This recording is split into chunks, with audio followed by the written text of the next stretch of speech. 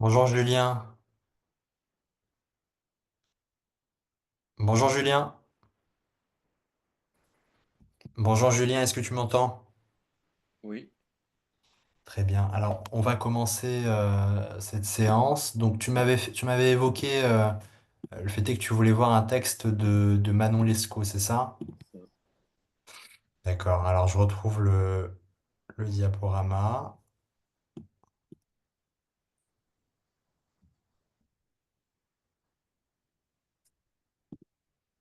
Alors, attends.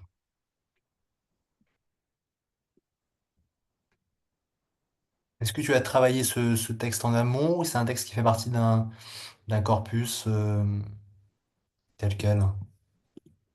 En fait, je suis en train de faire des fiches de lecture pour le bac oral, en fait. Et donc, D'accord. en fait, j'arrivais pas à en faire une, je comprenais pas. Donc, D'accord. Et donc, t'as un peu de mal sur ces fiches-là. Alors, c'est bon, j'ai retrouvé le diaporama que j'avais prévu. Alors, on va déjà revoir un petit peu la méthodologie de l'analyse linéaire. Ensuite, on va étudier Manon Lescaut dans sa globalité. Le passage étudié, bon, moi, ce que je te propose, c'est qu'on fasse une analyse linéaire. Moi, je l'ai déjà préparé, cette analyse. Donc là, tu peux voir que voilà, j'ai identifié les mouvements et bien sûr la conclusion. Donc, ce d'accord. qu'on je te propose, c'est qu'on revienne pardon, un petit peu sur comment procéder sur une analyse linéaire. Parce que la dernière fois, on a fait cet exercice que tu avais plutôt bien cerné, en tout cas. Donc là, on va le reprendre. Alors, il faut bien évidemment, Julien, trouver une bonne amorce. Là, dans le texte que tu m'as soumis et qu'on va travailler ensemble, il faut bien évidemment commencer par une idée générale hein, qui va être en lien avec le texte. Donc, ça peut être une réflexion sur le genre littéraire. Alors, quel est le genre littéraire de Manon Lescaut, Julien? Le genre littéraire, Oui, c'est un roman. un roman, effectivement. Et si on voulait aller un peu plus loin? Je sais pas. Alors, effectivement, c'est un roman. On pourrait dire que c'est un roman de mœurs, le genre D'accord. littéraire de Manon Lescaut, puisque c'est ce qui est question dans ce roman-là. Donc ça peut être intéressant, pourquoi pas, de prendre une citation qui va évoquer l'intérêt du roman de mœurs. Bon. Alors, on peut effectivement évoquer aussi en introduction un fait historique ou une question ouverte. Bon, l'amorce, en fait, il doit vraiment introduire naturellement le sujet sans en être hors contexte. Bon. Par rapport à la contextualisation de l'œuvre, vont présenter l'auteur, bien évidemment, l'époque, le mouvement littéraire et situer brièvement le passage dans l'œuvre. Est-ce que c'est une œuvre que tu as lue, Manon Lescaut, ou pas? Oui, je l'ai lu, oui. D'accord. Bon, alors très bien, tu pourras donc situer le passage dans l'opus, c'est-à-dire à quel moment il se situe. Troisième Oui. point qui est important, c'est dégager les enjeux du texte. Donc repérer les thèmes centraux très rapidement, mais efficacement, les intentions de l'auteur, et pourquoi ce passage, il est intéressant à analyser. Quatrième point, formuler la problématique. Alors attention, par problématique, moi j'entends hypothèse de lecture, mais comme dans les manuels, ils préfèrent le terme problématique, je le mets. Mais moi j'appelle ça hypothèse de lecture. Alors il faut poser une question claire qui va guider bien sûr l'analyse, mais quand même en lien avec les enjeux du texte. Donc pas d'hypothèse de lecture trop généraliste, trop historique. Non, ça va pas intéresser le correcteur, sinon tu vas te perdre et surtout, tu vas perdre le correcteur. Donc il faut rester, il faut vraiment coller avec ce dont le texte parle pour l'hypothèse de lecture. En général, il faut partir du particulier pour arriver au général. Or, le texte est le particulier, donc il faut montrer, pourquoi pas, c'est une technique que moi j'utilisais à l'époque, montrer comment ce texte-là s'incorpore dans quelque chose qui le dépasse. Ça peut être un courant littéraire, ça peut être un genre, ça peut être une question de style, etc., etc. Il faut toujours coller avec le plus général. Après, l'annonce de plan, bon, bien sûr, ça je pense que tu le maîtrises, c'est-à-dire l'annonce des mouvements. Il faut présenter brièvement les axes d'analyse. pour structurer la suite du commentaire. Bon, ça c'est bien évidemment important. Et donc, bien sûr, je le rappelle, l'introduction doit être fluide, concise et progressive. Je pense qu'on te le répète assez.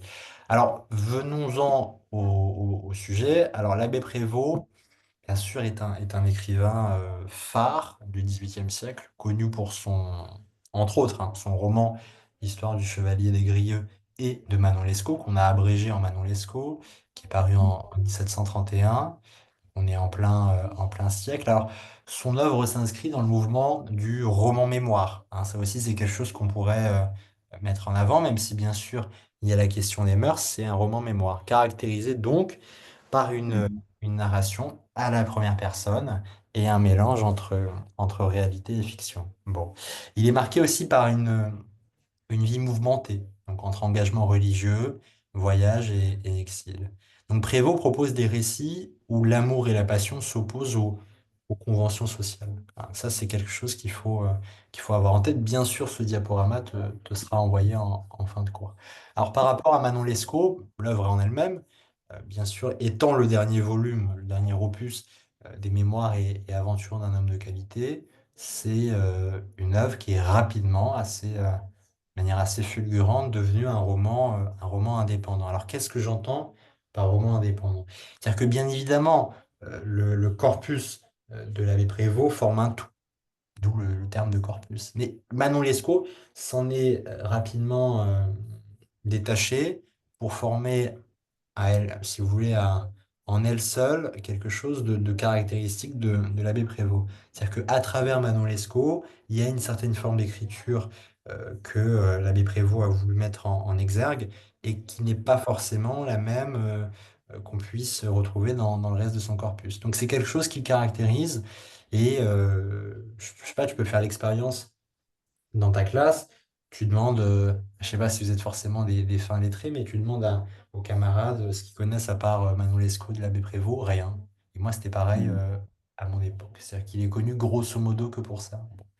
Et donc, ce qui est bien dans Manon Lescaut, en tout cas ce qui est bien d'analyser, c'est que ça raconte la passion tragique entre le chevalier des Grieux et Manon. Une, une jeune femme séduisante, mais quand même assez vénale. Bon.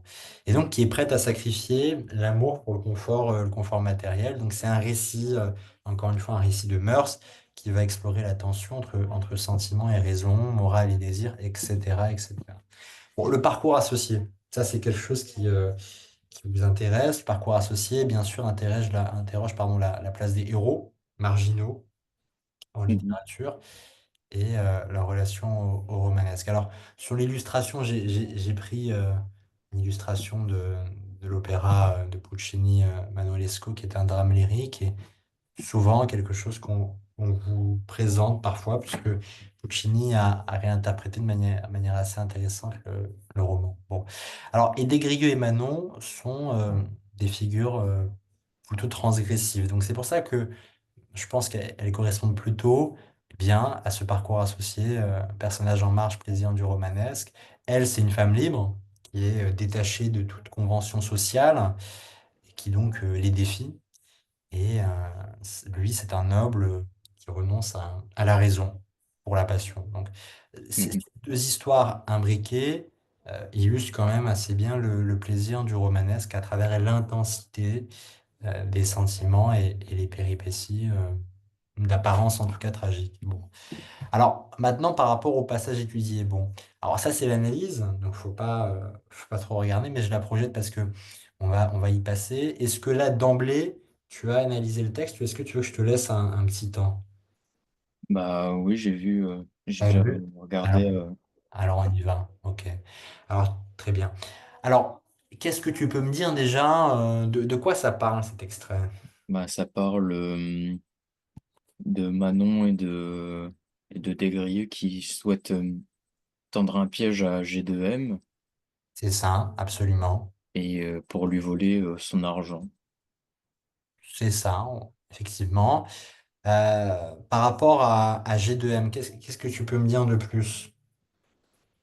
Euh,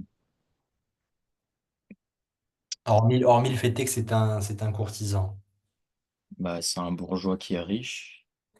Oui, mais plus encore, par rapport à ce que tu as dit sur le jeu d'illusion et la manipulation entre personnages, comment G2M se retrouve au milieu de tout cela? Bah, il s'en rend pas compte. C'est ça, donc est-ce qu'il y a un terme qui pourrait correspondre à ça, à ce fait-là, qui s'en rend pas compte? Non, je vois pas. Alors, c'est la duplicité. En fait, la Oui, duplicité de Manon en bobine un petit peu, pour parler un peu vulgairement, G2M. Voilà, ça l'embobine d'accord. et du coup, il tombe dedans. Bon. Alors, maintenant, l'extrait, c'est vrai, il met en scène ce jeu d'illusion et surtout, à mon avis, il illustre plusieurs enjeux fondamentaux de Manon Lescaut. La tension entre amour et matérialisme, le jeu des apparences et la critique sociale. Et surtout, Mhm, ce qui peut être retenu, c'est qu'il met en scène le conflit entre le sentiment qui semble sincère de Desgrieux, et l'attrait de Manon pour le matérialisme, la richesse, qui vient révéler ici un amour en tout point asymétrique. Parce que t'en as l'un qui est dominé par la passion et l'autre par par le pragmatisme. Bon. Alors, le jeu d'illusion, qu'est-ce que tu as dit? non, ouais, j'ai rien dit. Non.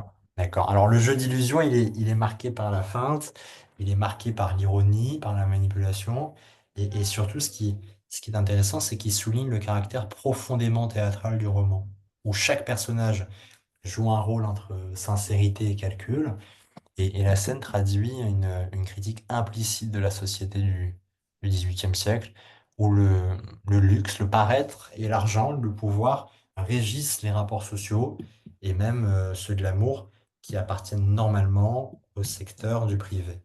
Alors Mhm, Manon, c'est une figure ambivalente.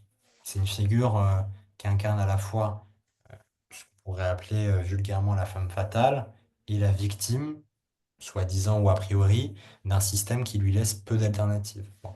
Elle est en quête de sécurité, donc elle choisit la thune au détriment de la fidélité, mais ce passage, il reflète aussi une certaine vision tragique, puisque, et désenchantée de l'abbé Prévost sur la condition mhm, humaine. En fait, l'homme, il est dominé par ses passions, et donc il se condamne un peu lui-même.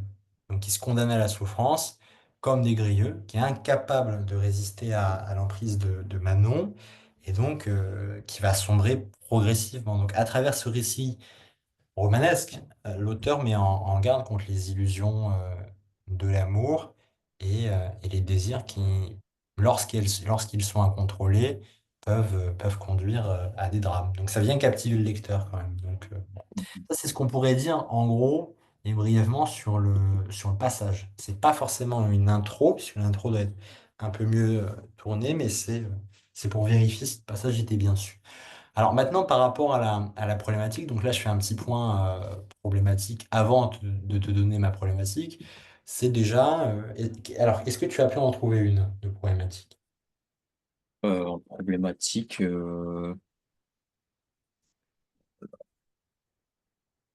je me souviens pas d'en avoir fait une. D'accord, c'est pas grave. Alors, la problématique, bien sûr, est un enjeu, la problématique ou hypothèse de lecture, c'est un enjeu crucial. Parce que là, le but, c'est d'identifier les thèmes principaux, le ton, les intentions de lecture, les intentions de lecteur, de l'auteur, pardon, et donc nos intentions de lecture. Voilà. Qu'est-ce qu'on va éplucher dans ce texte-là? Maintenant, par rapport à l'originalité du texte, bah, qu'est-ce qu'on peut soulever? Le style, le registre, la construction. Bon. Et dans une D'accord. bonne problématique, ce qui va être important, c'est de relier forme et fond. C'est ce que j'ai dit au début, comment les procédés d'écriture renforcent-ils le message du texte? Les deux, la forme et le fond, doivent se mélanger. C'est nécessaire. Et formuler enfin une question large et pertinente. Ça doit englober les axes d'analyse et permettre d'explorer les différentes facettes du texte. Donc il y en a pas mal, des problématiques un petit peu type, un petit peu bateau. Comment l'auteur met-il en scène? En quoi ce texte illustre-t-il? Comment se manifeste telle idée ou tel effet dans ce passage? Ça c'est des bonnes tournures. C'est-à-dire, dans une copie, ça va être, c'est pas que ça va être valorisé. Ça, en tout cas, ça va être bonifié par rapport à des problématiques qui commencent comme comment l'auteur nous dit que, etc. Ce qui est un peu mal construit. C'est une question de construction aussi. Et il faut éviter les pièges. Donc, il ne faut pas poser de questions trop vagues du style de quoi parle ce texte. Il faut rester efficace, mais pas descriptif. Donc, on doit ouvrir sur une réflexion et guider le plan. En conclusion, une bonne problématique, elle doit être claire, stimulante. Faut vraiment pas qu'on se fasse chier en la lisant et adaptée au texte. Donc, faut assurer une analyse assez profonde. Par D'accord. rapport, moi, à ce que je peux te proposer comme hypothèse de lecture ici, c'est comment cet extrême met-il en scène l'ambiguïté des sentiments et la tension entre passion et intérêt, tout en illustrant le romanesque et la marginalité des personnages. Donc moi, j'ai fait le choix de la sécurité, j'ai pas voulu prendre trop de risques, donc Mhm. j'ai très rapidement mêlé euh, au, euh, au parcours du romanesque et sur la marginalité des personnages. Je prends pas de risque, mais en tout cas, ça passe. C'est-à-dire que ça, sur une copie, tu l'écris, c'est bonifié. C'est une problématique, en tout cas, solide jusqu'à présent. Maintenant, il faut voir où l'analyse va nous mener. Alors, maintenant, par rapport au mouvement, avant de te donner mes mouvements, est-ce que toi, déjà, tu as pu en repérer des mouvements? Oui. Alors, je t'écoute. Euh, je les avais notés. J'avais mis de ligne 1 à 2, arnaque et, euh, et son échec pour Desgrieux. D'accord, Ligne 3 à 13, c'est le repas avec G2M. d'accord, Et la 14 à 27, c'est après le départ de GM. En fait, non, pour d'accord. la ligne 1 à 2, en fait, j'aurais dû mettre que c'était plus une introduction à la fin, en fait.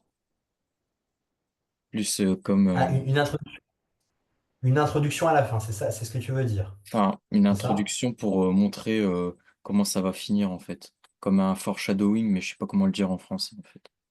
Un foreshadowing, qu'est-ce que c'est ça? Un Bah, foreshadowing. c'est quand on connaît déjà la fin, mais on sait pas exactement comment ça se D'accord. déroule, en fait. Ok, bah tu m'apprends un truc, alors je savais pas.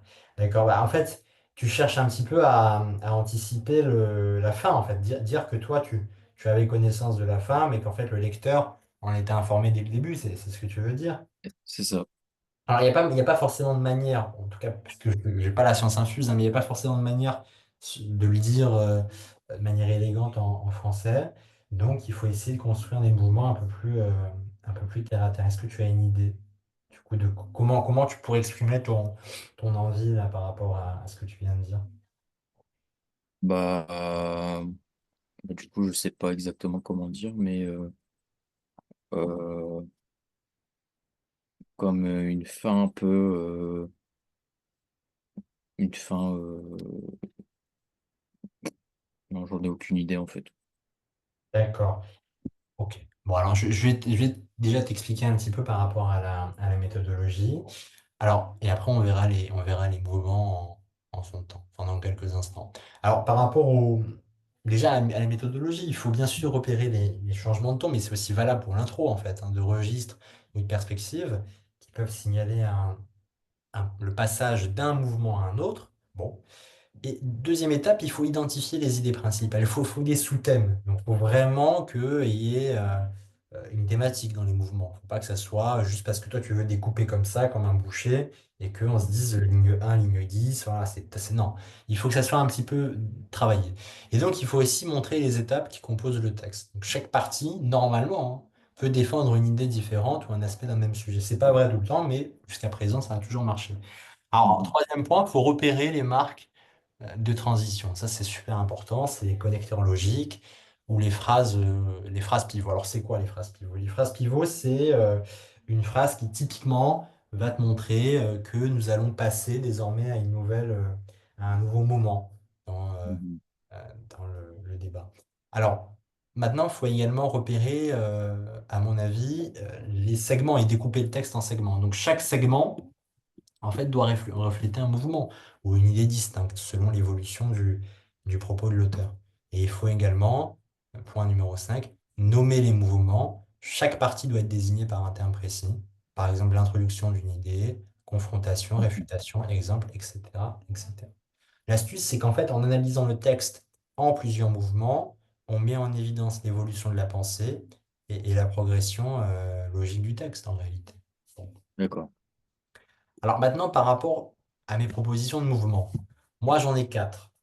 Pas forcément obligé d'en avoir quatre, mais j'avais un peu de mal à découper le 3 et 4. Alors, premier mouvement, l'apparence, le jeu des faux semblants, ligne 1 à 8. Deuxième mouvement, la manipulation, Manon entre légèreté et calcul, ligne 9 à 15.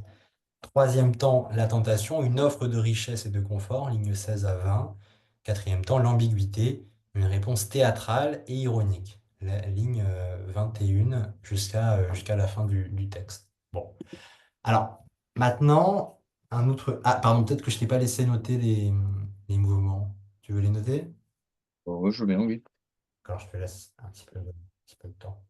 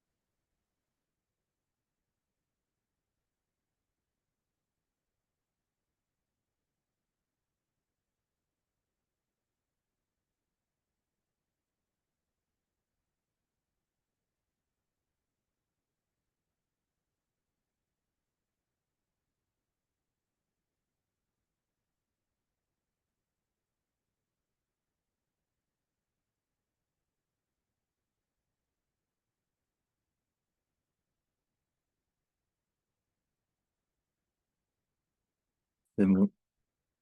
Alors, parfait. Donc, maintenant, on passe à un petit point sur les procédés littéraires et leur interprétation. Alors, par rapport à leur identification déjà, sur la manière dont on va relever les figures de style, les métaphores, les antithèses, les hyperboles, faut faire attention au fait est que, bien évidemment, il faut les relever, mais il faut absolument les mêler au fond. C'est-à-dire que la forme et le fond doivent constamment être ensemble. Il faut faire un point aussi sur le choix du vocabulaire, les effets de rythme, etc. Analyser leur fonction, interroger sur ce que les procédés visent à provoquer, émotion, réflexion, surprise, ironie, etc. Et de surcroît, montrer l'intention de l'auteur derrière ses choix. Dans la grande majorité, les procédés littéraires ne sont pas mis dans les textes sans but. L'auteur les lit parce qu'en général, les, euh, les montrer et surtout dégager quelque chose derrière. Alors, troisième point, lier les procédés à l'interprétation. Alors, il faut que les procédés littéraires, une fois qu'ils puissent être expliqués, euh, puissent s'imbriquer et avoir un rôle dans la construction du texte. Donc, ils doivent éclairer une certaine dimension généraliste ou particulière du texte. Ça peut être la caractérisation, ça peut être la thématique, ça peut être le point de vue.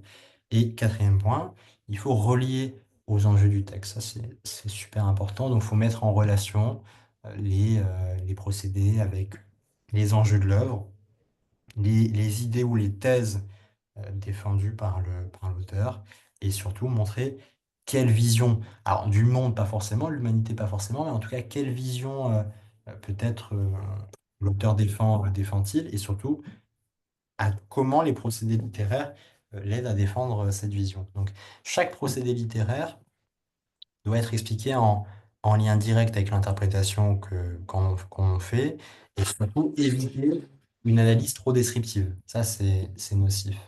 Alors, sur le premier mouvement, donc, on va faire l'analyse ensemble. Alors, je vais te montrer grosso modo comment on fait de manière concrète. Alors, par rapport à la ligne 1 à 2, la résolution fut prise de faire une dupe de G2M et par un tour bizarre de mon sort, il arriva que je devins la sienne. Bon. Alors, ici, on a un procédé, on a une antithèse. Faire une dupe, je devins la sienne. Est-ce que déjà tu voyais cette antithèse? Non. Oui? Non, je j'avais pas vu. D'accord. Alors, tu peux me rappeler ce que c'est une antithèse? Euh, je me souviens plus. Et je le savais avant, mais là, je sais plus. Alors, une antithèse, c'est quand tu dis l'inverse de ce que tu veux dire. Tout Ouais. simplement. Bon. Alors, faire une dupe, je devins la sienne. La résolution fut prise de faire une dupe, et par un tour bizarre de mon sort, arriva que je deviens la sienne. En gros, pour être super concret, il voulait un petit peu, comment dire, se foutre un petit peu de monsieur de G2M, mais au final, ça s'est un peu retourné contre eux. En réalité, elle est là l'antithèse. C'est qu'en fait, ça fait l'effet inverse de ce qu'on voulait dire. Donc, c'est une ironie un petit peu tragique qui met en lumière le retournement peu tragique, et en tout cas le retournement de situation. En fait, elle est là l'antithèse. Et donc, l'interprétation, c'est dès le début, euh, l'extrait annonce une dynamique de tromperie et d'illusion qui est propre au parcours, qui est propre à l'œuvre, et plus généralement qui est propre au romanesque. Donc en fait, ligne 3 à 4, il nous fit des compliments forts recherchés sur la liberté qu'il prenait de venir dîner avec nous. Donc là, on a un procédé, on a un ton ironique, et on a le lexique ou l'isotopie, c'est la même chose de la flatterie, donc avec compliments fort recherchés. On a un effet à souligner qui est la mise en évidence de l'hypocrisie sociale, mondaine, et l'interprétation, les conséquences, c'est que le héros est conscient du double jeu, mais il participe, illustrant la complexité des interactions sociales. Donc Mhm. ça peut être souligné. Alors maintenant, dans le deuxième mouvement, ligne 9 à 10, là je fais des morceaux choisis. C'est-à-dire que je n'analyse pas forcément tout dans un souci d'efficacité, mais j'analyse ce qui me semble être le plus pertinent. En fait, ligne 9 à 10, je ne dus pas lui paraître gênant, car je m'absentais exprès pendant quelques minutes. Alors, il y a un procédé, c'est l'ironie, et la dire exprès. Donc l'effet, c'est quoi? La conséquence, c'est l'attitude feinte de Desgrieux trahit son malaise, son mal-être. Donc l'interprétation, les enjeux, c'est que bah, il cherche à maîtriser ses émotions, mais révèle sa jalousie. Bon, ça doit être mentionné. Alors, ligne 11 à 12, il était de la meilleure humeur du monde, j'affectais de le paraître aussi. Alors, là, on a aussi le champ lexical du paraître et de l'ironie.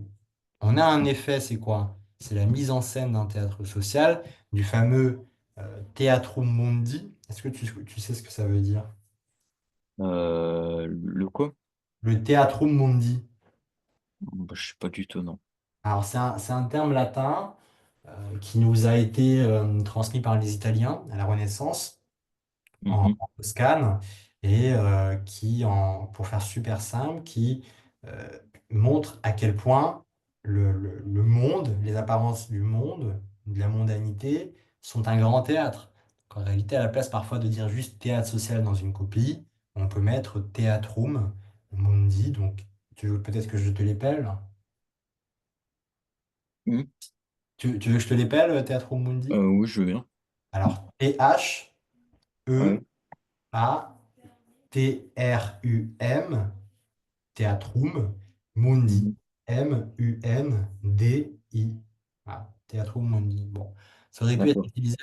Comment? Non, c'est bon, ok. D'accord. Ça aurait pu être utilisé à la place de théâtre social. Bon, après, par rapport à l'interprétation, c'est que l'illusion, elle est omniprésente. Donc, chacun joue son rôle, ou en tout cas si complet. Et maintenant, pour le troisième mouvement, bon, ligne 16 à 17, on a voilà un fils, dis-je à Manon, bien autrement généreux que son père. Ah. On a un procédé, on a l'exclamation et la comparaison, bien autrement généreux. On a l'effet qui mérite d'être souligné, la mise en opposition des valeurs entre le Père et le Fils. Et l'interprétation, c'est que G2M, Fils, incarne une nouvelle forme de pouvoir par l'argent. Ça, c'est ce qu'on pourrait en déduire.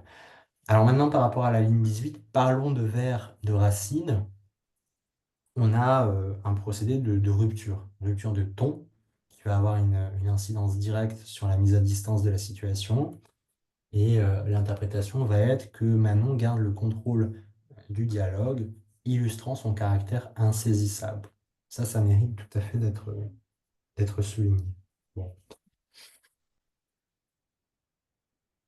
Alors, n'hésite pas à m'indiquer si tu as besoin de temps pour noter. Non, c'est bon, c'est bon. D'accord. Alors, maintenant, par rapport au quatrième mouvement, ligne 21, moi, vous me soupçonnez de cette perfidie. Bon, là, on a une interrogation rhétorique avec une exclamation, et on a un effet, on pourrait, moi, j'ai appelé ça un ton dramatisé, en tout cas, parce que ça se rappelle, pour moi, ça se rapproche de la tragédie. Et pas très Mhm. loin, la tragédie, ça peut faire penser un petit peu à des morceaux de Phèdre. On va pas rentrer dans les détails, mais en tout cas, ça peut être rapproché.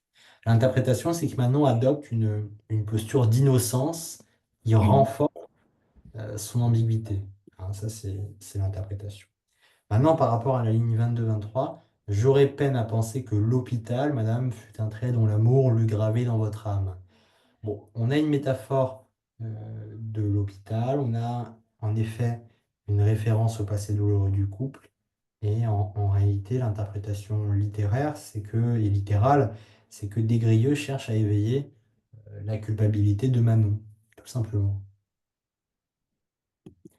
Alors, en conclusion, cet extrait met en lumière un triangle amoureux qui est fondé sur la manipulation et le mensonge, et où chacun joue un rôle pour parvenir à ses fins. Donc, à travers ce passage, Prévost illustre l'ambiguïté du personnage de Manon, à la fois séduisante et insaisissable, et la fragilité de Desgrieux, qui est victime en réalité de sa propre passion. Le texte joue ainsi en fait sur les codes du romanesque, et en mettant en scène la tension entre amour et intérêt, sincérité et apparence, des thèmes plutôt majeurs du roman.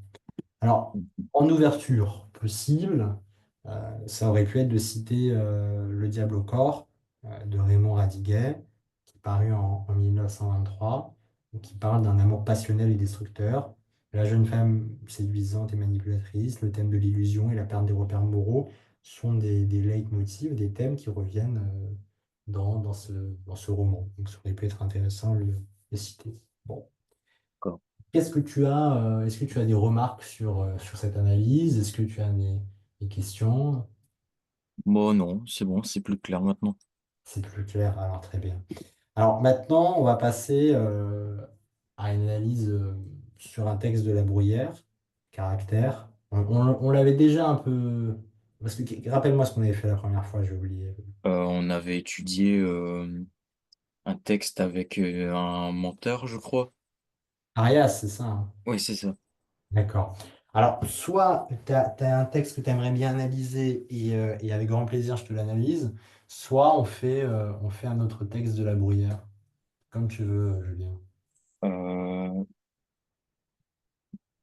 Bah, je veux bien finir avec un texte encore de Manon Lescaut parce que j'ai vraiment du mal avec cela.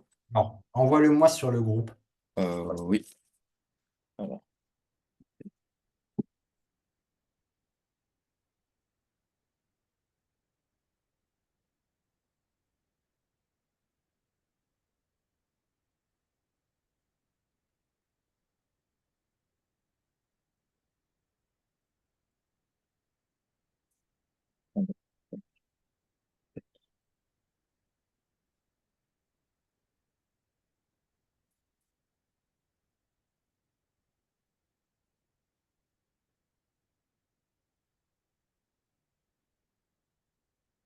c'est bon. Alors, je regarde ça.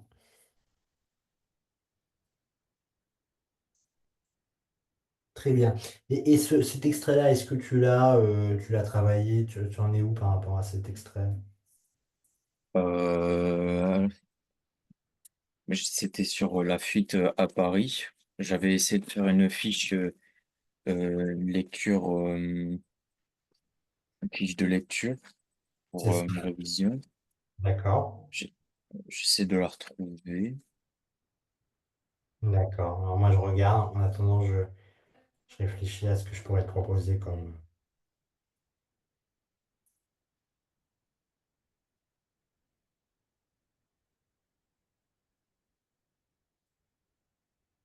Ah, c'est bon, je l'ai. D'accord. Alors, de mon côté, j'ai regardé brièvement. Je crois avoir dégagé quelques mouvements. Bon. Alors, on va voir si j'ai bien dû la main. Alors, on y va. On va y aller. Alors, donc on va faire l'analyse linéaire. C'est ce que tu veux, hein, c'est ça? Ouais. Allez, on y va. Alors, attends. Tac, tac, tac. Alors, tu verras dans le diapo là que je t'enverrai que du coup, on a fait l'analyse là de ce texte-là. Est-ce que tu as une référence sur le texte que tu m'as envoyé? C'est marqué juste extrait un. Et c'est quoi? C'est quel chapitre? C'est la fuite vers Paris, il me semble.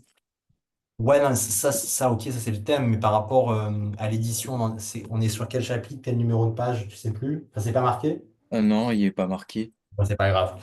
Alors, ok, analyse numéro 2, analyse linéaire numéro 2. Alors, moi, ce que j'ai dégagé là en quelques instants sur ce texte, c'est que ce qui, à mon avis, peut être souligné, déjà par rapport au mouvement. Alors, moi, j'en dégage trois grands par rapport à la problématique. Je peux te la donner tout de suite. C'est pour moi, quelle vision de l'amour et de la passion cet extrait propose-t-il? Moi, j'aurais mis ça en problématique. D'accord. Comment? D'accord. Quelle vision de l'amour,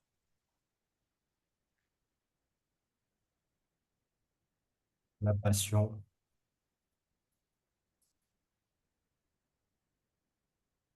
cet extrait propose-t-il? Ça aurait pu être une problématique, disons, efficace.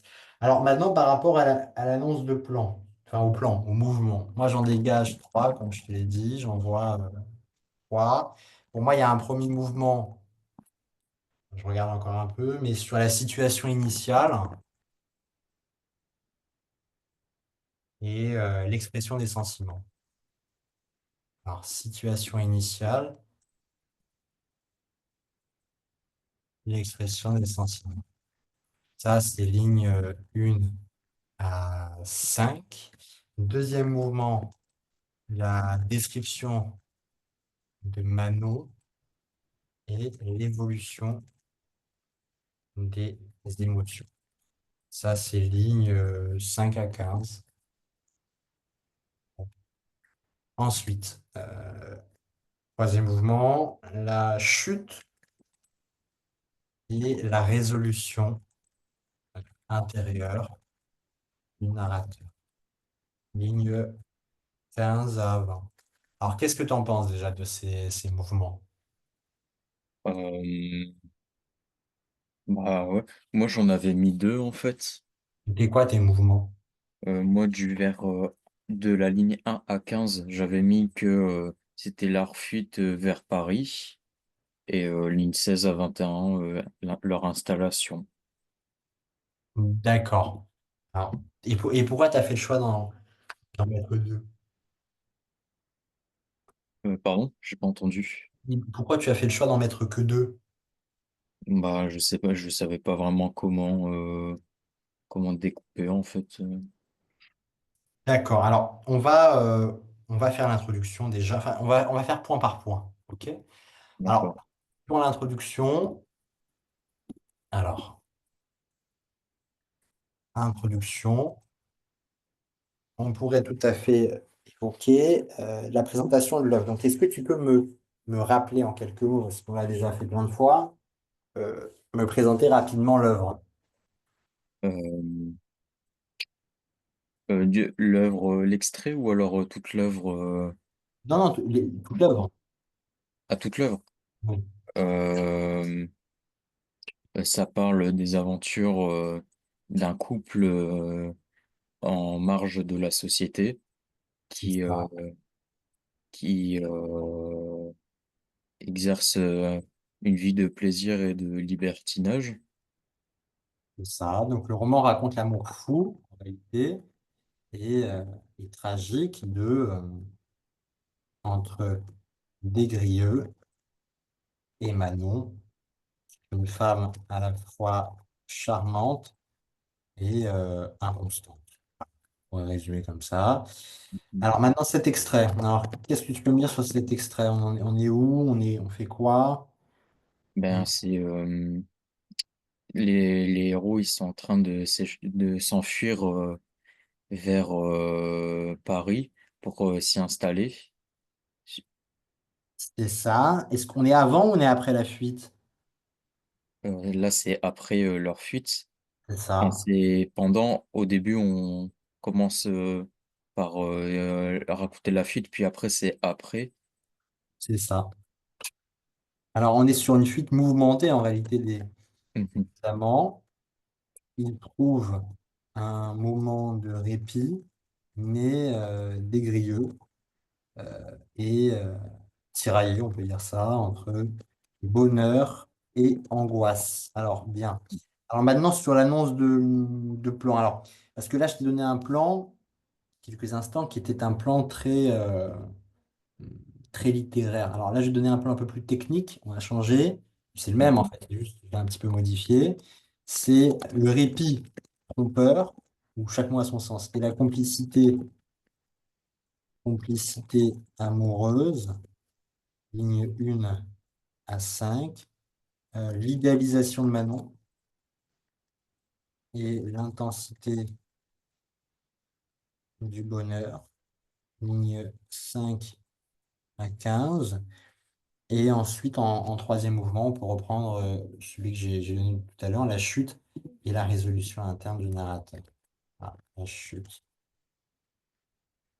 la résolution interne du narrateur.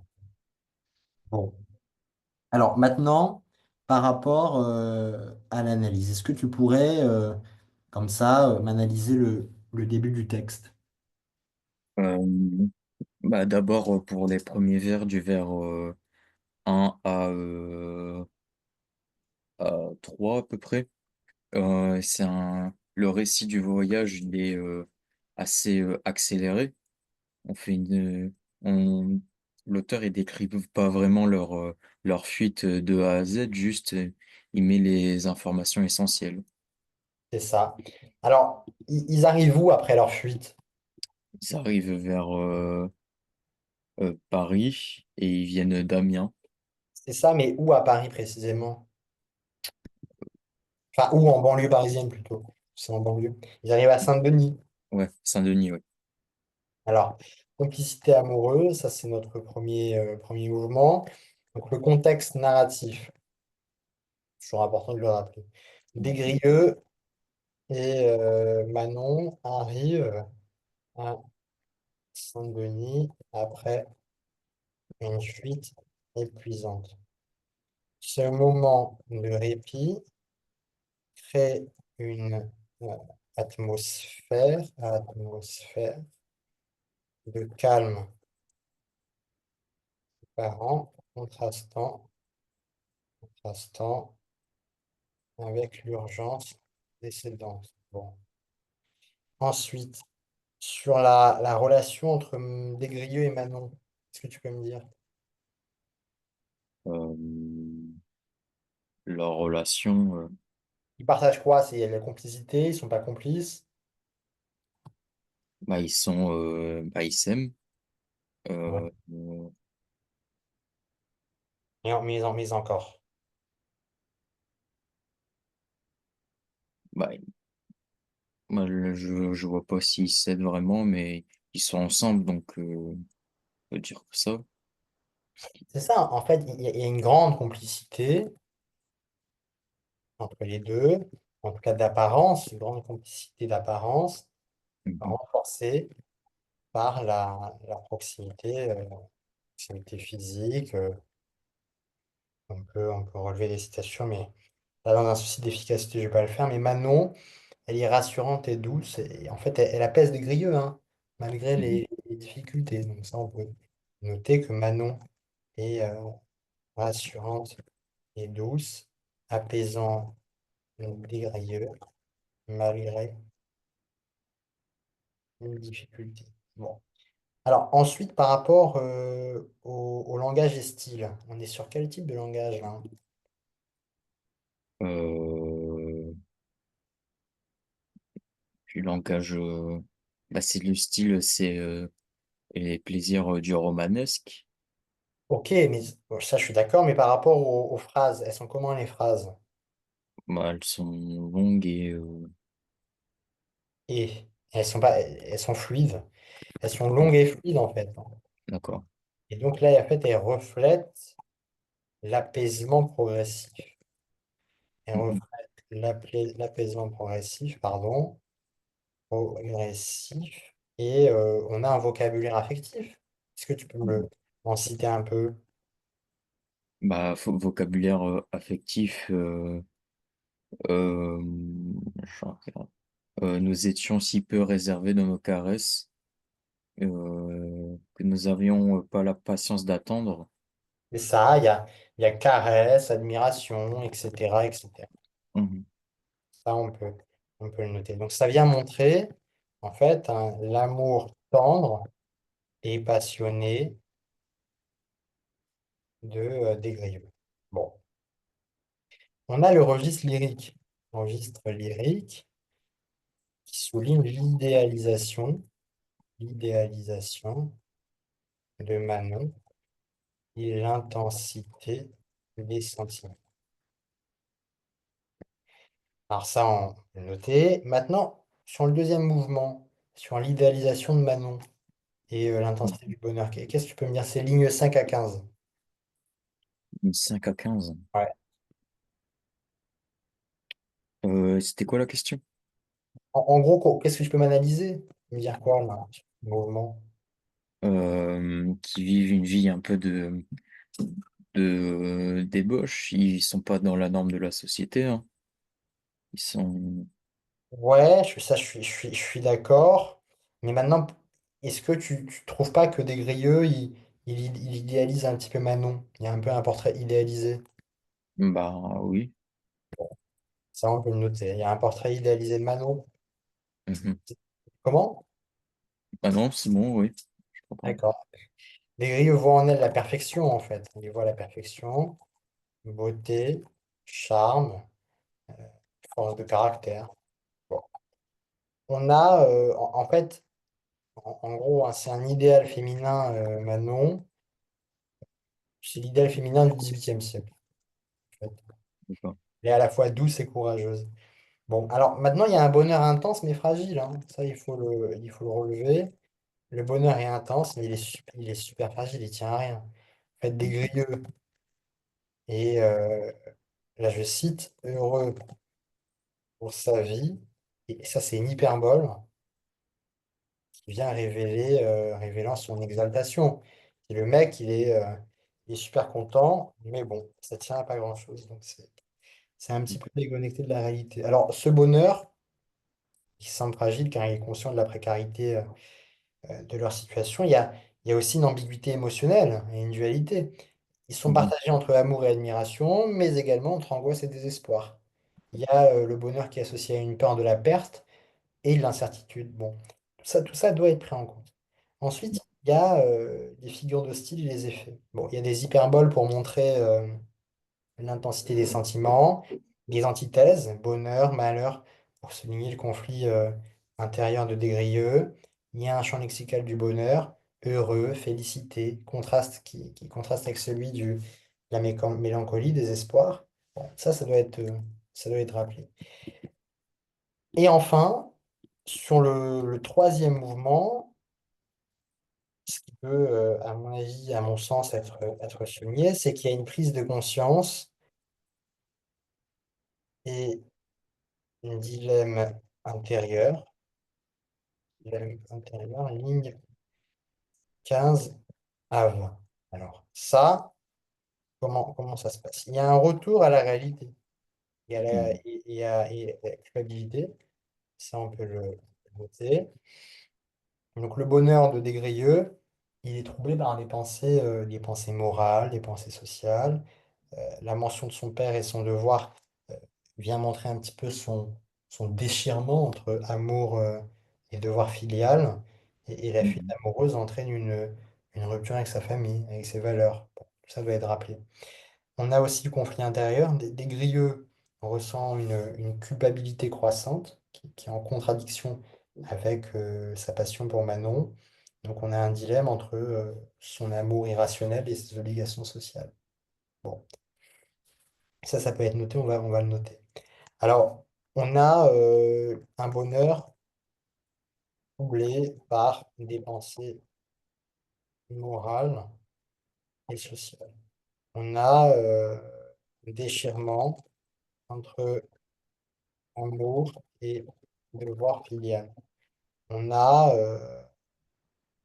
c'est un autre point, un conflit intérieur. Il est partagé entre, bah, il y a une culpabilité, à mon avis, qui est croissante, mais qui est en contradiction avec sa passion pour Manon. Bon. Alors ensuite, il y a aussi bien sûr un dilemme, mais au risque de... Bon, je le mets, mais faut pas trop se répéter, mais dilemme entre son amour irrationnel et ses obligations sociales. Ok. Alors maintenant, tu peux me relever le champ lexical de la mélancolie? Champ lexical de la mélancolie. Ouais. Pour mon malheur, Euh, euh, bien. Ensuite, il y a chagrin. ouais. Il y a désespoir aussi, hein. Désespoir, malheureux, D'accord. etc., etc. Mais c'est bien ce que tu as dit. D'accord. Bon. Il y a aussi les antithèses. Est-ce que tu en as repéré une? Euh, Tu vois, l'antithèse bonheur-malheur, c'est quand même une grosse contradiction, parce qu'on parle de... et en fait, ça montre un petit peu le tiraillement intérieur, ces antithèses-là. c'est quelle ligne ça, le bonheur-malheur? Alors, bonheur-malheur, c'est pas dans une ligne précise, c'est D'accord. une antithèse, si tu veux, thématique, qui revient par rapport au texte dans son ensemble. C'est qu'en fait, on passe de bonheur à une situation de malheur. Donc, c'est une construction antithétique, en D'accord. réalité. Construction antithétique. On est dans une construction qui fait appel à de l'antithèse, en réalité. Alors, D'accord. il y a aussi un rythme des phrases. Les phrases sont plus saccadées en fin d'extrait. Donc, elles illustrent l'anxiété et le trouble du narrateur. Ça doit être souligné. Alors maintenant, ce que je vais te demander de faire là, pendant un certain temps, en autonomie, c'est de me rédiger entièrement l'introduction et la conclusion de cette analyse. Maintenant, là, tu as l'analyse, on l'a faite ensemble, donc ça ne devrait pas trop poser de difficulté. Donc, intro entièrement rédigée, et tu me l'enverras sur le groupe, et D'accord. conclusion entièrement rédigée. Ça peut être soit sur ordinateur, soit sur par écrit, ça c'est pas un souci, mais entièrement rédigé en tout cas. Donc, je vois comment tu te débrouilles. C'est des points importants, ça, l'intro et la conclusion. Le développement, D'accord. c'est que des remarques. Donc, si tu sais un minimum analyser, ça ira. Alors, je te laisse, disons, jusqu'à 17h15, 20. Je pense que ça suffit amplement pour faire Mhm. l'introduction entièrement rédigée et la conclusion. Voilà, tu fais vraiment en conditions réelles, comme c'était à l'épreuve du bac. D'accord. Allez. Ok. Tiens au courant quand tu as terminé. Ouais. Et donc pour l'introduction, c'était quoi la méthodologie déjà? La méthode? Oui, Tu veux la méthode? je veux bien s'il vous plaît. Alors, la méthode, je t'ai mis où? Alors là, il y a la méthode de l'intro et tu veux aussi la méthode de la conclusion? Bah pas pour l'instant, je demanderai après peut-être. Ok, bon, ça, c'est la méthode de l'intro. D'accord.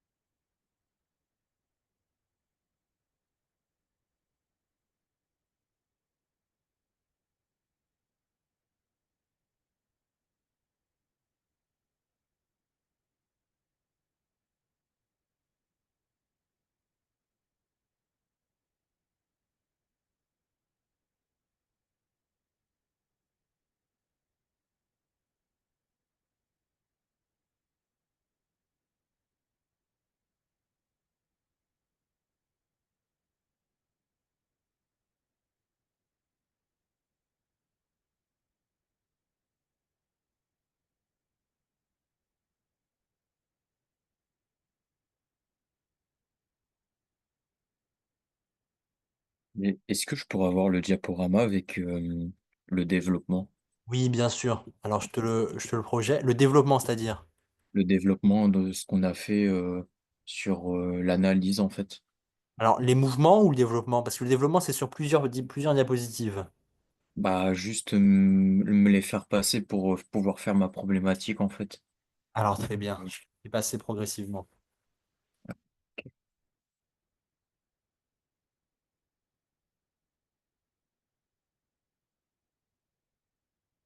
Ah c'était sur la fuite à Paris ou le rapport Alors, du... attends. Effectivement, je me suis trompé de diapositive.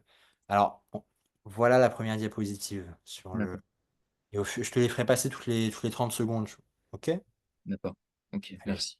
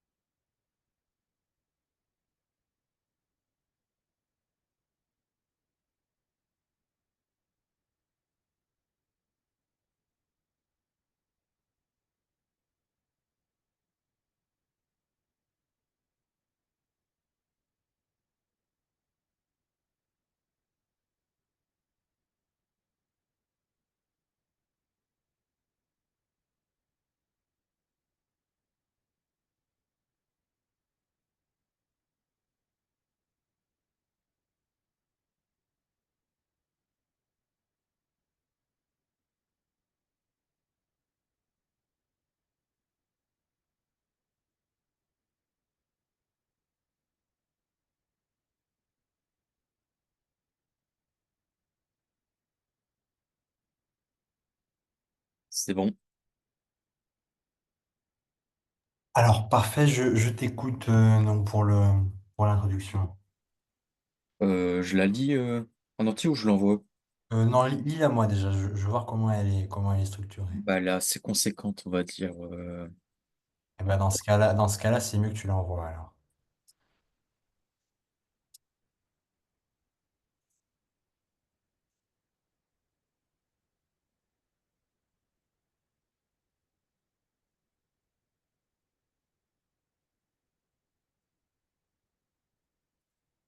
Voilà.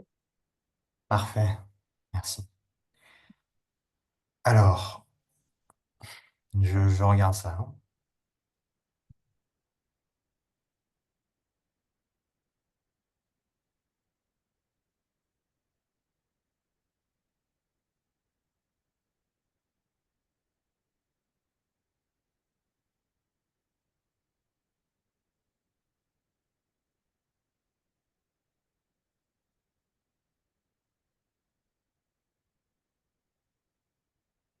Alors, l'introduction, elle est plutôt bien construite.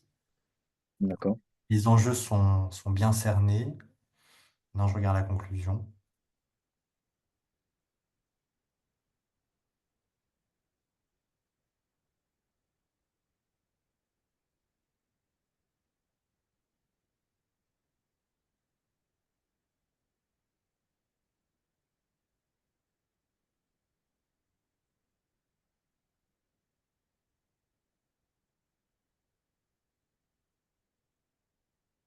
Alors, la conclusion, elle est également bien construite. Faire attention cependant aux termes utilisés, comme l'extrait ici nous raconte. Faut éviter un petit peu ce terme enfin, ce verbe de raconter parce que souvent, ça tend un peu à rendre la conclusion trop descriptive. Mais en tout cas, c'est plutôt bien cerné. Alors, elle s'achève un peu brutalement la conclusion. Est-ce il y avait autre chose ou c'était vraiment que ça? Bah, moi, je savais plus quoi mettre, en fait. J'avais un peu tout dit. Euh, J'avais un peu tout dit. Je savais pas vraiment comment résumer, en fait, les différentes parties. D'accord. Est-ce que, par rapport à l'ouverture, est-ce que tu as une autre idée de l'ouverture, à part celle qu'on a vue ensemble, de Rennes? Euh, Bah, non, pas vraiment. Non. Alors, on aurait pu tout à fait, sur, si tu veux, sur ce point de vue-là, ouvrir soit sur un autre courant. Là, en l'occurrence, on aurait pu ouvrir sur la littérature de mœurs, la littérature féminine, qui est, même si Manon y est compris, ça peut être intéressant d'aller développer en ce sens-là. Après, par rapport à l'ouverture sur le roman, moi, personnellement, à part le roman Diable au corps de Raymond Radiguet, je n'ai pas forcément vu d'ouverture qui pourrait s'y prêter, mais c'est pour ça que je t'ai posé la question, donc on reste sur ça. Donc non, c'est bien construit, c'est une bonne progression par rapport à la dernière fois. Il faut continuer là-dessus. Euh, donc c'est bien. Alors, sur les 30 dernières minutes, ce qu'on va faire, c'est que je vais te demander de procéder à une question de grammaire. Est-ce que tu sais D'accord. ce que c'est la question de grammaire? Bah oui, je vois ce que c'est ça. On va me poser une phrase et je vais devoir l'analyser. C'est ça. Alors, ce qu'on va faire, je regarde la phrase que je vais te donner. Bah, tu sais quoi, on va prendre la première phrase, hein. Nous nous hâtâmes tellement d'avancer que nous arrivâmes à Saint-Denis avant la nuit. Voilà. On prend celle-là, et là, pendant le temps officiel, c'est 10 minutes, hein. La question de grammaire, c'est 10 minutes, pas plus. Je te laisse l'analyser tranquillement. Alors, nous nous hâtâmes tellement d'avancer que nous arrivâmes à Saint-Denis avant la nuit. Alors moi, ma question, c'est expliquer en quoi l'utilisation du passé simple illustre-t-il illustre-t-elle, pardon, une volonté de l'auteur de procéder à une mise en abîme? Ah, ça, c'est ma question. Donc là, il faut vraiment analyser chaque élément, chaque syntagme, chaque nom de la phrase et, de montrer en quoi les temps du passé se prêtent bien à cette mise en abîme, c'est-à-dire à ce regard un petit peu diachronique un peu sur cette temporalité-là qui est le retour après la fuite. D'accord. Ok. Voilà.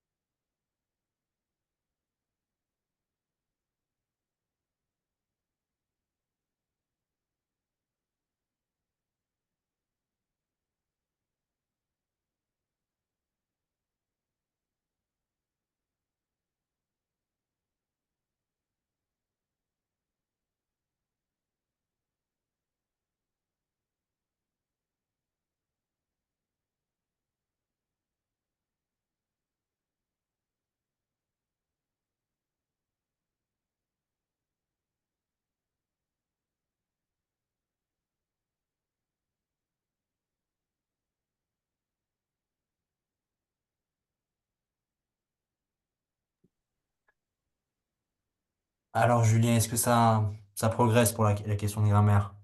Euh, oui, petit à petit, oui. D'accord, alors je te laisse un peu de temps.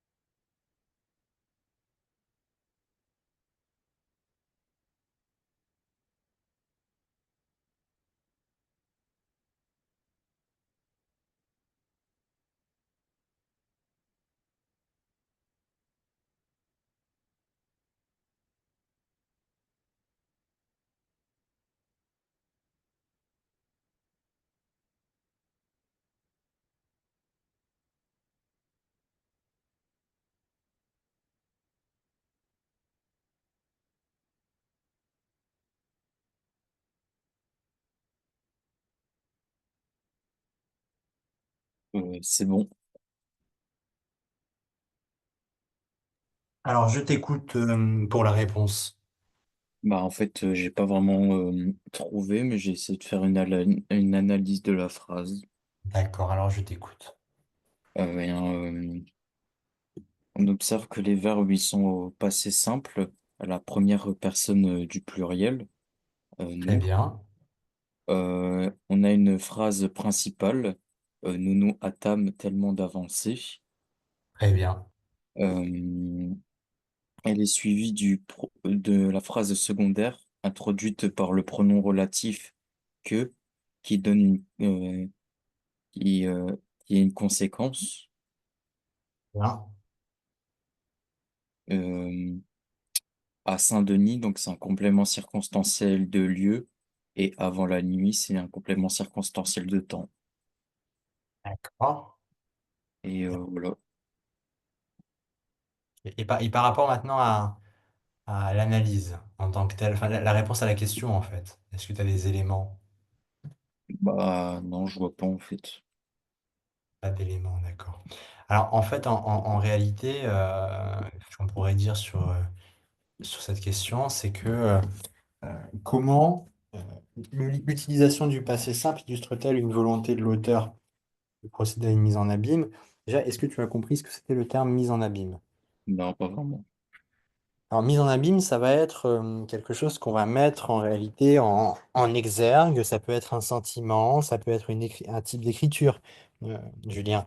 Donc ici, la mise en abîme, c'est que l'abbé Prévost fait le choix, si tu veux, de nous faire un petit saut dans le passé, qu'on puisse comprendre en réalité d'où ils viennent, d'où l'utilisation assez importante du passé simple. Donc en D'accord. réalité, ça s'explique comme ça. Maintenant, par rapport, disons, à une correction un peu plus développée. Alors, on pourrait dire que le passé simple est un temps de récit qui marque une action achevée et souvent déconnecté du présent du narrateur. Bon.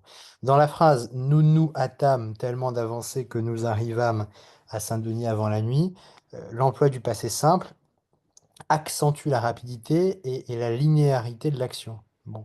Et en fait, la mise en abîme, ici, elle consiste à insérer un récit dans le récit principal. Donc ça crée un petit peu un effet de reflet ou d'écho. Donc l'utilisation du passé simple peut être un peu, comment t'expliquer ça, interprété comme une mise en abîme si l'action racontée, c'est-à-dire la progression rapide vers Saint-Denis, reflète la dynamique même du récit. Qu'un enchaînement accéléré des événements, une course vers un but narratif. Donc en fait, l'auteur, il peut ainsi souligner par le choix de ce temps que le récit avance avec la même précipitation que les personnages eux-mêmes, ce qui crée une forme d'autoréférence, d'accord, où la narration adopte le rythme de l'action décrite. Bon. Et donc ça peut aussi suggérer une réflexion sur le caractère inéluctable du déroulement du récit, comme si le texte se mettait lui-même en scène dans son propre mouvement narratif. Voilà. Ça, c'est des éléments de correction que je vais bien évidemment te noter. Comme ça, tu les auras pour la prochaine fois. Alors, est-ce que tu as des questions sur ce que je viens de dire, Julien? Non? Bon. D'accord. Alors, j'y vais. Alors, la correction de cette question, on peut noter ces éléments-là. Je les avais déjà consignés dans un document. On peut noter ceci. Voilà. Alors, ça, c'est la correction. Donc, je te laisse bien évidemment la réviser.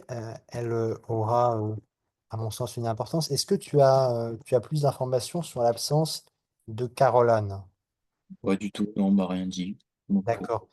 D'accord. Toi, t'as cours tous les vendredis, c'est ça, vendredi de 16 à 18, c'est ça? bah pour les vacances, oui, donc la semaine prochaine aussi, j'ai cours. Mais D'accord. Alors, la semaine euh, prochaine, c'est moi qui assurerai le cours. Ça a été convenu ainsi. J'espère que ça ne te dérange pas. Et ensuite, pour les prochaines séances, on verra comment ça évolue. Mais Caroline est absente. Je n'ai pas la raison de son absence.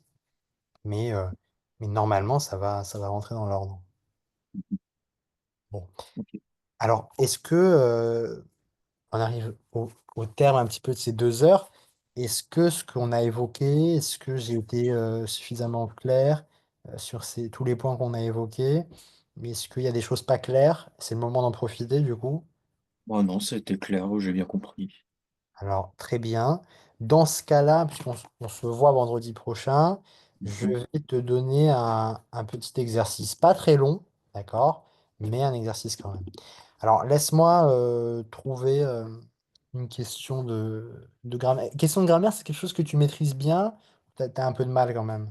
Non, bah, j'ai un peu de mal, oui. D'accord. Alors, je vais te générer un exercice de question de grammaire. Regarde ça.